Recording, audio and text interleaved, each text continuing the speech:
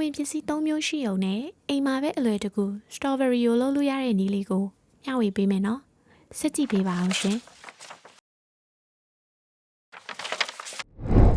အရင်ဆုံး strawberry တွေကိုရေရှာလကာရေနဲ့ baking soda အနည်းငယ်ထည့်ပြီး9မိနစ်ရေစိမ်ထားပေးပါ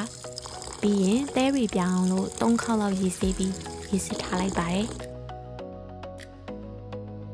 ပါဝင်ပစ္စည်းတွေကတော့ strawberry တကြားနဲ့တံမျိုးသီးပဲလိုပါတယ်ပူကတော့ strawberry 30သားသုံးထားပါတယ် strawberry ကိုစားလုံးမှာမို့အိုးတဲ့ strawberry တွေထည့်ပေးပြီးတကြား250 gram ထည့်ပေးပါ strawberry နဲ့တကြားတွေကအောင်မှွေပေးရင်းနဲ့ပဲတကြားတွေကစပြီးအရေးပြောလာပါပြီ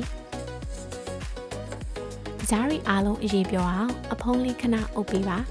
မီးမပြင်းမဲ့မီးအနေတော်လေးထားပေးပါနော်ပြီးရင်တော့စားလေးနည်းနည်းထည့်ပြီး strawberry တွေကြည်သွားအောင်လို့ခြေပေးပါခုကတော့အာလူးခြေတန်းလေးသုံးပြီးခြေထားပါတယ်အားလုံးခြေပြီးသွားရင်တော့မှွေပေးပါပြစ်လာတဲ့အထိကျိုးပေးပါနော်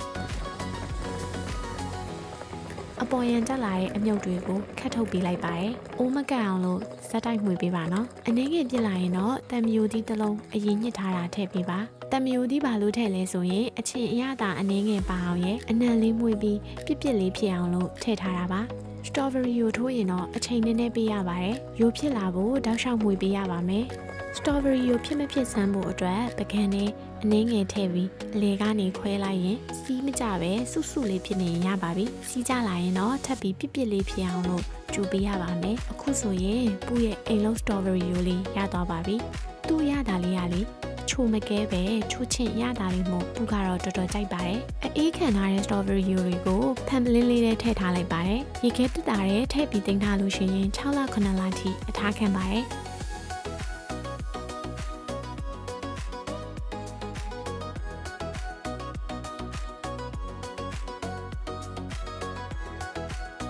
ပြီးရင်တော့စာရွက်ပေါ်စလုပ်တဲ့ရက်စွဲလေးနဲ့ expire date လေးကိုရေးမှတ်ပြီးပလင်းပေါ်ကတ်ထားလိုက်ပါတယ်။ပူကတော့အချိန်မရတဲ့မနက်ခင်းတွေဆိုရင် strawberry လေးကို sandwich ပုံမှုလေးနဲ့တုပ်စားမယ်လို့စိတ်ကူထားပါတယ်။